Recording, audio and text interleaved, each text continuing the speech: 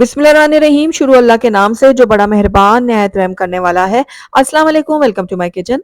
Ramzan special में आज मेरे किचन में बन रहा है बहुत ही मज़ेदार सा बादाम दूध का शरबत, जो हेल्दी होने के साथ साथ बहुत ही ज़्यादा रिफ्रेशिंग भी है। आप इसको रमज़ान में इफ्तार में बनाएं। इसके अलावा जैसे कि आजकल गर्मी का मौसम आ चुका है, तो गर्मी में आप इसको बना सकते हैं। अगर आपकी तवानाई बिल्कुल लो हुई है, तो आप इसको पीकर एकदम तवाना हो जाएंगे और बहुत ही ज़्यादा अपने आप को एनर्जेटिक महसूस करेंगे।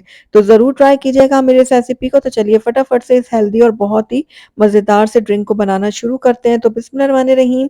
सबसे पहले मैंने यहाँ पर बादाम ले लिए हैं तकरीबन 20 से 25 अदद, जिनको रात भर भिगो के मैंने रख दिया था और सुबह उठकर मैंने इनको छील लिया है। अगर आप रात में इनको ना भिगो सकें तो आप गर्म पानी में इनको 3 से 4 घंटे के लिए भिगो कर रख सकते हैं। तो बहुत ही आसानी से इनका छिलका उतर जाएगा और बादाम बहुत अच्छे दूसरी नरम हो तरफ मैंने जाएंगे। 8 से 10 अदद यहाँ पर खजूरें ले ली थी, जिनके अंदर के सीड्स जो है वो मैंने निकाल लिए थे। अब इन दोनों चीज़ों को हमने ग्राइंड करना है, तो उसके लिए मैंने एक जार ले लिया है और उसके अंदर मैं सबसे पहले बादाम ऐड करूँगी, उसके बाद हम खजूरें डाल देंगे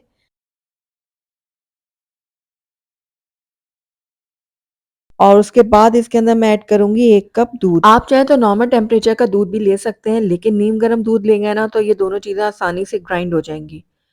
तो बस अब इसका ढक्कन बंद करके इसको हम अच्छे से ग्राइंड कर लेते हैं। दूसरी तरफ मैंने यहाँ पर एक दूसरा बाउल ले लिया है, इसके अंदर मैं ऐड करूँगी 1 खाने का चम्मच भरकर कस्टर्ड पाउडर। मैं यहाँ पर वनीला फ्लेवर का इस्तेमाल कर रही हूँ, आप चाहें तो कोई अपनी पसंद का दूसरा भी फ्लेवर इस्तेमाल कर सकते हैं, लेकिन इस एनर्जी ड्रिंक में वनीला कस्टर्ड का ज़्यादा अच्छा फ्लेवर आता है। तो बस इसको मैंने अच्छी तरह से मिक्स कर लिया है, इसमें कोई भी लम्प्स नहीं है। तो बस अच्छी तरह से मिक्स करने के बाद इस कस्टर्ड के पेस्ट को भी मैं एक तरफ रख देती हूँ। दूसरी तरफ मैंने एक दूसरा बाउल लिया है, इसके अंदर 1 खाने का चम्मच मैंने डाला है बेसिल सीड्स यानी कि तुख्मलंगा और उसके बाद इसमें आधा कप मैं पानी ऐड कर दूँगी। पानी ऐड करने के बाद अब मैं दोनों चीज़ों को अच्छी तरह से मिक्स कर लेती हूँ। तुख्मलंगा के बेशुमार फ़वाइद हैं और साथ ही इसकी जो तासीर होती है बहुत ठंडी होती है, तो ज़रूर इस्तेमाल किया करें आप इसका। इसको भी मैं एक तरफ रख देती हूँ। दूसरी तरफ मैंने यहाँ पर एक पैन में 1 लीटर दूध ले लिया है। मैं यहाँ पर खुला दूध इस्तेमाल कर रही हूँ, आप चाहें तो टेट्रा पैक का भी इस्तेमाल कर सकते हैं। हाफ़ टी स्पून मैंने इलायची का पाउडर डाला है, आप साबुत भी ऐड कर सकते हैं, 2 से 3 अदद डाल दीजिएगा। और यहाँ पर मैंने ली है चीनी।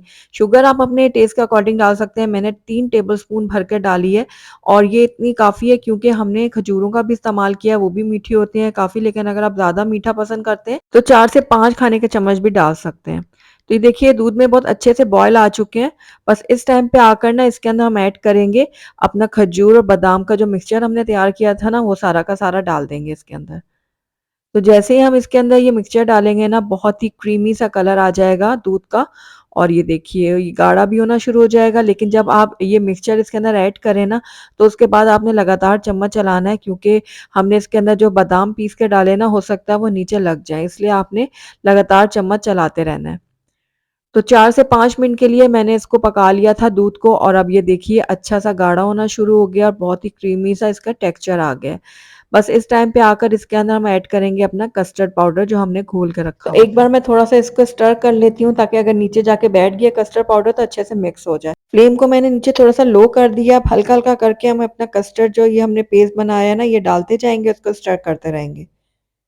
तो अच्छी तरह से हमने इसको हिलाना है और उसके बाद हम 2 से 3 मिनट के लिए ना कस्टर्ड डालने के बाद मज़ीद पकाएँगे ताकि कस्टर्ड का जो कच्चापन है वो ख़त्म हो जाए।